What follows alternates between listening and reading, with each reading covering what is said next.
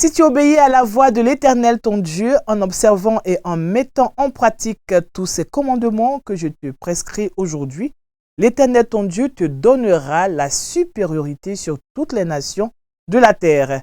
C'est avec cette recommandation tirée du livre de Deutéronome en son chapitre 28, verset 1, que je vous retrouve pour ce nouveau journal sur Espérance TV. Au sommaire, l'actualité de l'Église méthodiste de Côte d'Ivoire est marquée par la célébration de l'unité chrétienne. Cette année, c'est le district ordinaire de Jacquesville qui a accueilli le culte officiel en présence des responsables du Conseil œcuménique des Églises. On en parle dans quelques instants. Au plan national, la Côte d'Ivoire participe au sommet des gouvernants africains sur l'énergie en Tanzanie. Une rencontre qui vise à trouver des solutions innovantes sur l'énergie pour tous. Et puis en sport, Cannes 2025, les groupes en compétition sont connus. Les éléphants de Côte d'Ivoire affronteront pour leur premier match le Cameroun, le Gabon et le Mozambique dans le groupe F. Shalom à tous et bienvenue à cette édition. Nous démarrons avec l'actualité de l'Église méthodiste de Côte d'Ivoire. La journée de l'unité chrétienne, célébrée chaque année selon le calendrier ecclésiastique, a eu lieu cette année dans le district de Jacquesville. Et c'est le temple Ebenezer qui a accueilli le culte officiel de cette journée organisée par le COE, le Conseil œcuménique des Églises. Culte présidé par la très révérende Suzanne Alouko Sedji, surintendante du district de Jacquesville, représentante pour l'occasion le bishop Benjamin Boni. Le reportage de Guy Aloka, commenté par Raphaël Dampé. Crois-tu cela? C'est autour de ce thème que les chrétiens, toutes obédiences confondues, se sont retrouvés au temple Ebenezer de Jacquesville pour le culte de clôture des festivités de la journée de l'unité chrétienne, le dimanche 26 janvier 2025. Des lectures bibliques, des prières universelles et des cantiques liturgiques ont rythmé cette célébration, créant un véritable moment d'unité et de communion entre les confessions chrétiennes. Est-ce que nous voulons en union pour pouvoir travailler selon la voie du Seigneur? Oui, c'est ce que nous demandons tous. Nous voulons qu'il y ait la paix en Côte d'Ivoire, oui, pour que les Ivoiriens aient la paix. L'amour du chrétien, c'est quelque chose que nous devons cultiver. Cette initiative est du Conseil œcuménique des Églises représenté en Côte d'Ivoire par sa présidente Jeannette Aneyé qui a invité les chrétiens à rester dans la dynamique d'unité et de fraternité par une collaboration régulière. Je ne peux que rendre grâce à Dieu et remettre chacun de nous entre les mains de Dieu pour que lui-même nous inspire chaque jour de travailler pour l'unité des chrétiens. Et que cette année soit vraiment une année de recherche de l'unité des chrétiens en Côte d'Ivoire et partout dans le monde. À la faveur de cette cérémonie cultuelle, l'officiante du jour, à travers le texte de Jean chapitre 11, versets 17 à 27, a exhorté les participants à marcher ensemble selon les Saintes Écritures. La foi nous amène à une vie renouvelée, restaurée en Jésus-Christ. Et c'est quand nous sommes restaurés, nous pouvons aller vers les autres. Et chacun peut faire de sa vie, de sa maison, de sa famille, de son entourage, l'unité des chrétiens, parce qu'il y a un seul Dieu, un seul Seigneur, Jésus-Christ en qui nous croyons, un seul baptême et une seule foi. Au nom du bishop, Dr Benjamin Boni, la première responsable du district de Jacquesville, très révérende Suzanne Alouko Sedji, a souhaité que chacun fasse de cette unité une réalité au-delà des célébrations annuelles. L'Église a besoin que nous fléchissions les genoux pour intercéder, non seulement pour le corps du Christ, mais pour notre nation. Frères et sœurs, nous sommes un en Christ, que nos regards convergent vers celui qui a tout pouvoir et qui nous donne la force d'accomplir ce qu'il nous a confiée comme tâche. Le culte de clôture de la semaine de l'unité chrétienne cette année a marqué les esprits par la profondeur de ses messages et la ferveur des échanges entre les participants. Ce rassemblement œcuménique restera comme un exemple concret de ce que peut réaliser l'unité chrétienne dans un monde en quête de paix et de solidarité. Toujours dans l'actualité de l'Église, les laïcs méthodistes de Côte d'Ivoire étaient en prière le samedi 25 janvier dernier au temple Galilée du plateau d'Okuy. Objectif, intercéder en faveur de l'Église méthodiste et la nation ivoirienne en cette année électorale. C'est ce que nous relate Esther Palais dans ce reportage.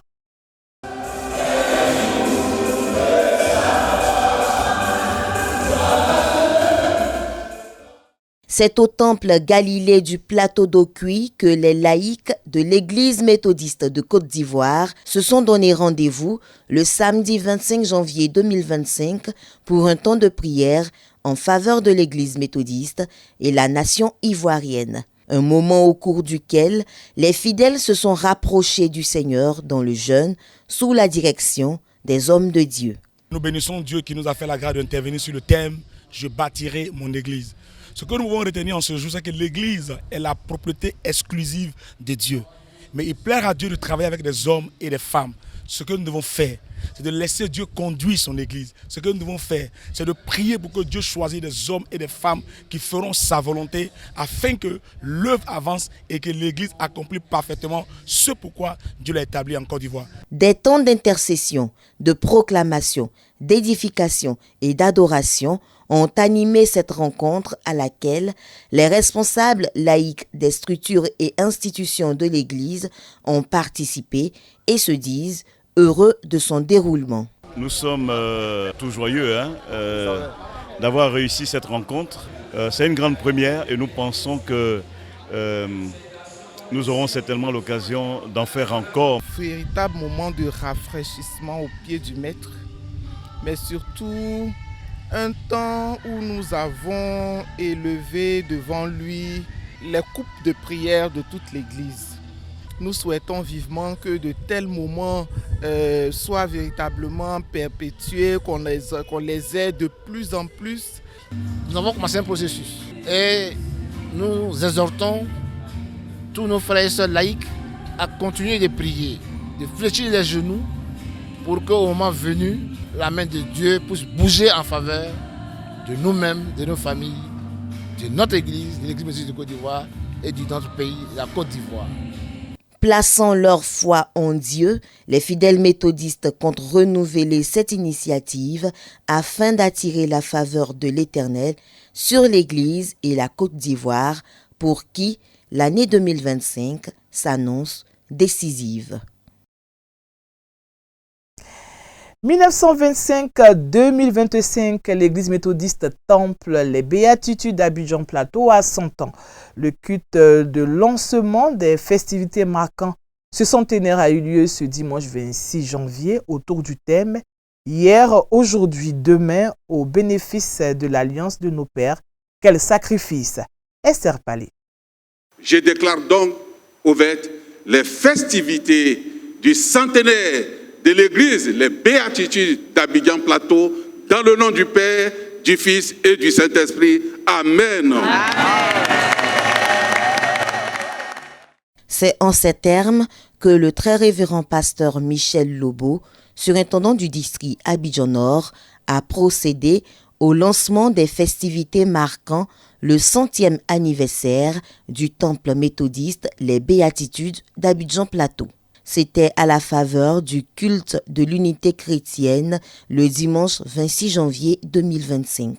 Un moment d'adoration marqué par des temps forts, notamment la réception et la bénédiction de l'étendard du centenaire et du drapeau national qui seront plantés dans le temple durant toute l'année 2025, année au cours de laquelle plusieurs activités seront organisées pour marquer ce centenaire d'une pierre blanche.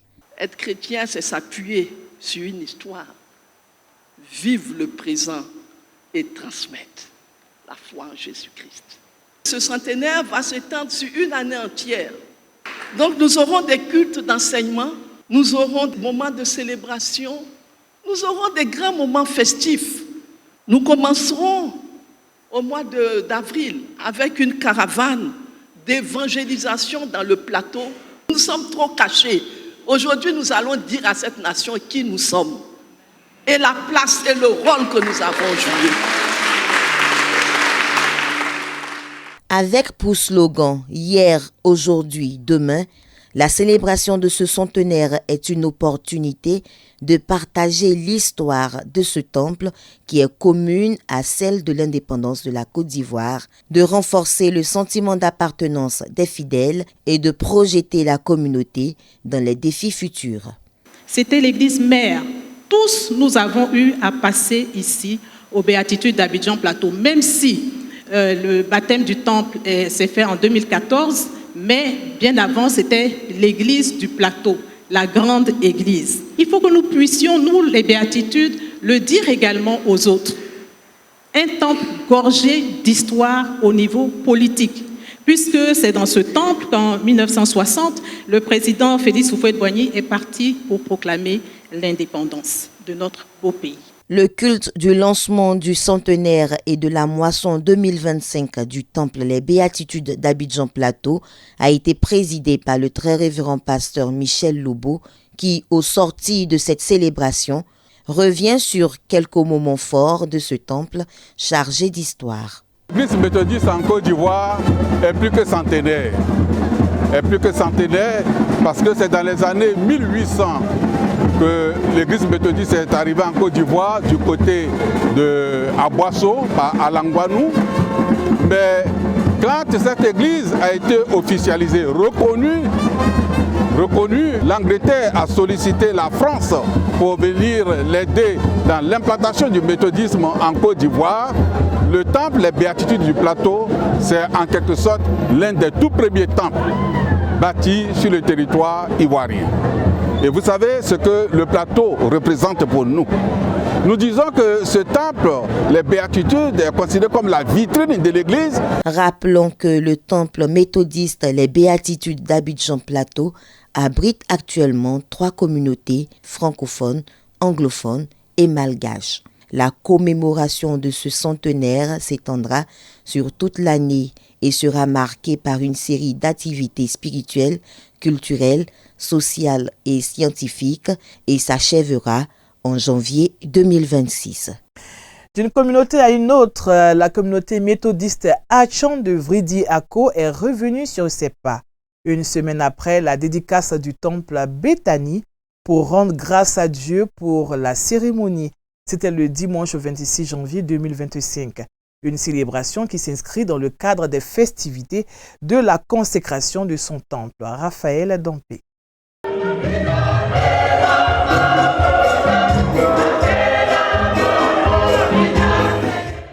7 jours après la dédicace de son temple, la communauté Béthanie de Vridi-Ako a rendu grâce à Dieu pour le bon déroulement de la consécration de son temple. Le peuple est venu nombreux pour exprimer sa gratitude au Seigneur Jésus-Christ. Car 6 mois seulement ont suffi pour l'achèvement des travaux de cette bâtisse jusqu'à sa dédicace. Pourquoi ne pas marquer une pause et reconnaître tous les bienfaits de Dieu? Les temps étaient difficiles, mais lui seul était présent pour guider nos pas jusqu'à ce jour.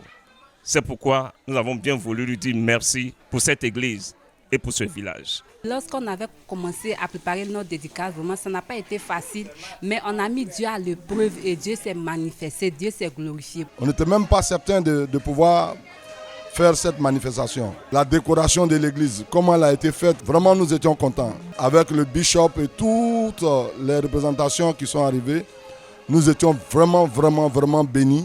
Nous sommes encore dans cette ferveur de fête-là et nous disons encore gloire à Dieu parce que vraiment, il nous a soutenus. Au cours du culte, marquant également la journée de l'unité chrétienne, la pasteur principale de la communauté a instruit les fidèles sur le thème « Crois-tu cela ?» Cette interrogation trouve tout son sens en Jean chapitre 11, versets 17 à 27. Ici à Béthanie, aussi nous formons une famille à Vridi-Ako. Le message est très fort pour nous. Jésus dit qu'il est la résurrection et la vie et il demande à Marthe, crois-tu cela? Nous aussi nous avons cru en Jésus-Christ. Voilà pourquoi, par sa grâce, le temple a été dédicacé. Le message que nous voulons lancer à tous, c'est que l'unité fait la force. À l'issue du culte, le peuple de Dieu de Béthanie est sorti massivement à l'effet d'évangéliser les habitants de Vridiako avec des cantiques de reconnaissance pour l'édification de ses habitants baptisés CDAO.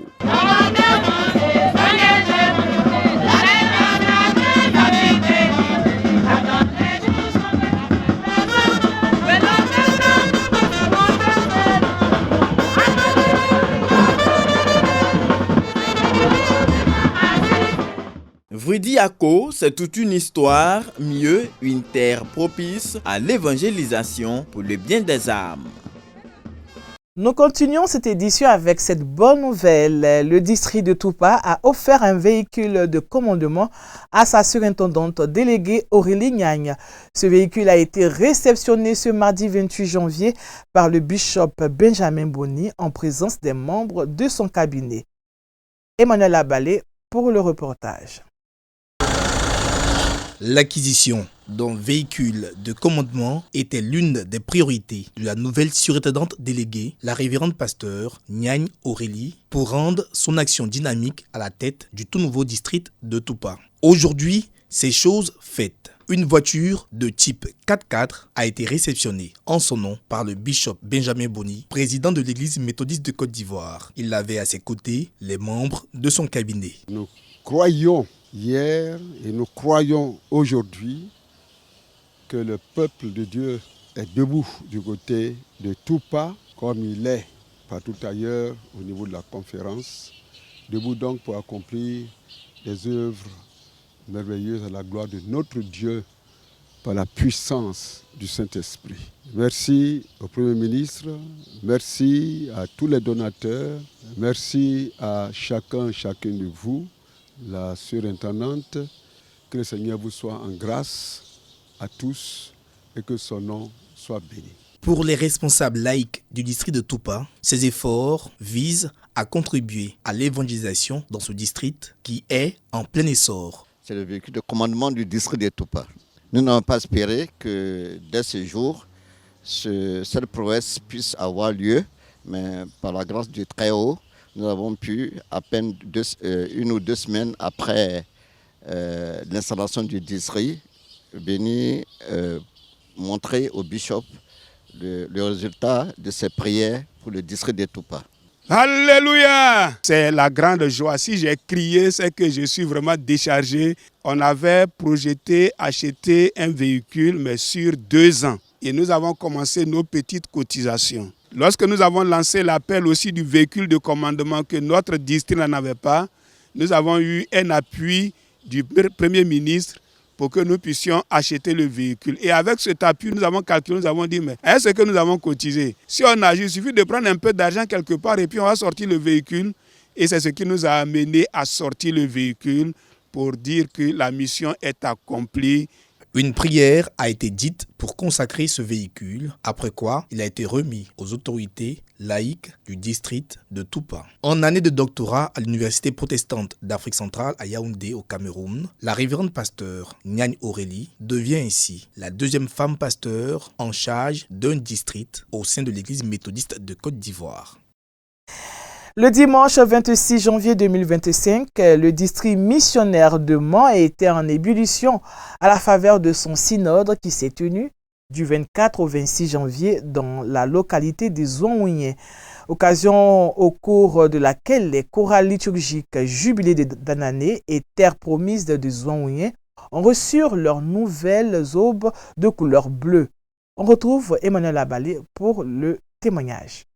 Le district missionnaire de Mans était en fête ce dimanche 26 janvier 2025 à l'occasion de leur 18e synode tenu au temple La Terre Promise de Zouanouyen. Les chorales liturgiques du Jubilé de Danané et de la Terre Promise de Zouanouyen ont reçu de nouvelles aubes de couleur bleu roi. Une cérémonie festive qui a vu la présence de plusieurs autorités ecclésiastiques venues des districts frères, chapeautés par le très révérend pasteur Marcel Sachou, représentant pour la circonstance le bishop Benjamin Boni. Vous êtes consacrés à Dieu. Les robes sont dédicacées.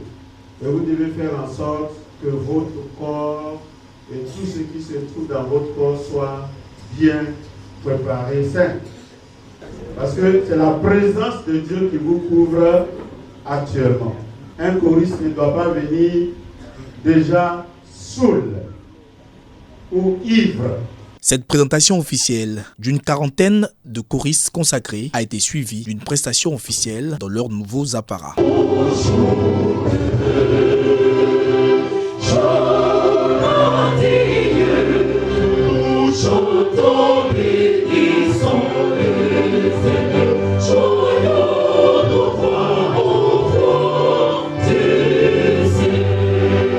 Engagés depuis plus de 5 ans, ces jeunes choristes se sont sentis honorés, mais aussi motivés pour la nouvelle mission à eux confiée. Dieu nous a fait grâce au séjour du 18e synode à Zomnier de prester par la grâce de Dieu et tout s'est bien déroulé et nous bénissons le nom du Seigneur parce qu'il nous a fait la grâce. Oui, lui qui sait dans la louange, dans l'adoration de son peuple, nous a visités et nous bénissons son nom. Notons que le district missionnaire de Mans regorge à ce jour 10 secteurs. Je vous l'annonçais en titre, la Côte d'Ivoire participe au sommet des gouvernants africains sur l'énergie en Tanzanie. La délégation ivoirienne est conduite par le ministre de tutelle Mamadou Sangafoua Coulibaly.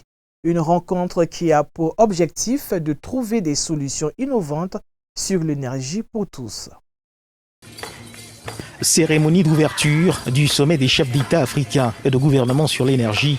Le gouvernement tanzanien heureux d'accueillir sur son sol le millier de participants venus prendre part à ce rendez-vous international qui se donne pour objectif de rechercher des solutions innovantes afin de mettre de l'électricité à disposition d'environ 300 millions d'Africains d'ici à 2030. Et parlant de solutions innovantes, les panélistes, ministres des énergies des pays africains ont l'un après l'autre exposé sur les actions engagées par leurs États pour lutter contre la pauvreté énergétique. Le ministre ivoirien des Mines et de l'Énergie, Mamadou Sangafoua Coulibaly, ouvre les échanges. Notre pays a un potentiel, notamment en ce qui concerne le gaz, l'hydro. Et c'est sur cette base que nous nous ambitionnons d'ici 2030 de doubler la quantité d'énergie que nous exportons avec nos voisins. La régulation est importante au niveau de la sous-région parce que le défi auquel nous faisons face, c'est que l'électricité que nous exportons ne sont pas toujours payées en retour. Donc ce qui pose un vrai défi.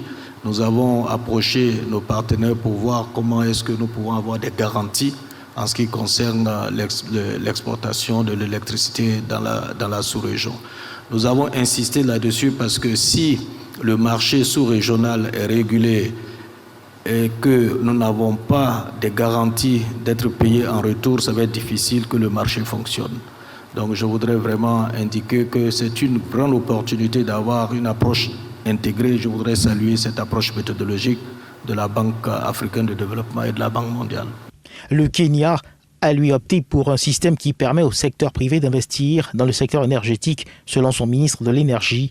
Au ministre nigérien de l'Énergie de soutenir que l'ambition de son pays, c'est d'avoir l'accès total à l'énergie propre en 2030. L'Afrique du Sud, seul État du continent africain membre du G20, ne manque pas d'indiquer ses priorités en matière d'énergie. Principal sujet abordé au cours de ce panel, les capacités des États africains à faire face aux défis énergétiques sur le continent à travers la politique et les réformes nécessaires pour transformer l'énergie africaine. Le sommet des chefs d'État ici, c'est pour avoir l'engagement de tous les chefs d'État africains pour que nous puissions ensemble essayer de faire en sorte que 300 millions d'Africains puissent sortir de l'obscurité grâce au concours de la Banque mondiale et de la Banque africaine de développement ainsi que les organisations philanthropiques. Si l'électricité était considérée autrefois comme un luxe, aujourd'hui, c'est une nécessité. Ces propos de Amina Mohamed, secrétaire générale adjointe des Nations Unies, reflètent la qualité des ambitions exprimées à l'ouverture de ce sommet. Au-delà des frontières africaines, les États-Unis suspendent leur collaboration avec l'Organisation mondiale de la santé, une décision qui risque de retarder les travaux d'enquête et de lutte contre les épidémies du virus de Marburg et du Mpox en Afrique, selon les experts. Les images.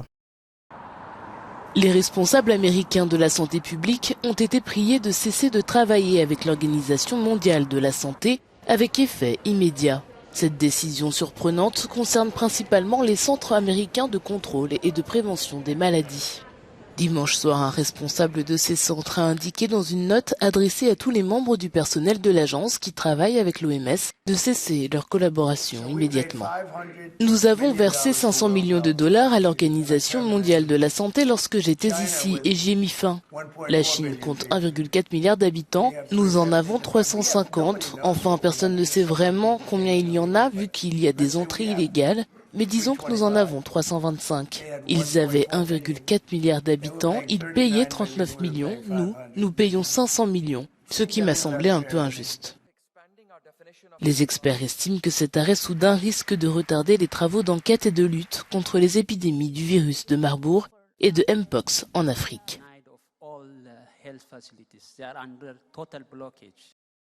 Du football dans cette édition, les groupes de la Coupe d'Afrique des Nations Cannes 2025 sont désormais connus. Organisée au Maroc du 21 décembre 2025 au 18 janvier 2026, cette compétition va réunir 24 pays, dont la Côte d'Ivoire, dans le groupe F. Reportage.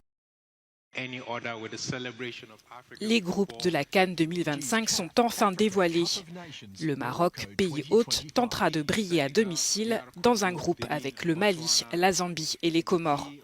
La Côte d'Ivoire, tenante du titre, se retrouve dans un groupe relevé avec le Gabon, le Mozambique et surtout le Cameroun, un adversaire redoutable qui a déjà remporté 5 fois la CAN.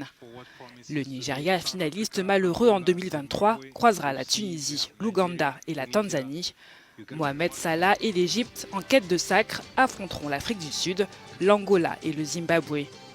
Enfin, le Sénégal, champion de 2021, défiera la République démocratique du Congo, le Bénin et le Botswana, tandis que l'Algérie affrontera le Burkina Faso, la Guinée équatoriale et le Soudan. C'est ici que nous mettons un terme à ce temps d'information sur Espérance TV. Merci de nous avoir suivis. Je vous retrouve pour un autre rendez-vous le vendredi. Excellente suite de programme sur votre chaîne. Dieu vous bénisse. Au revoir.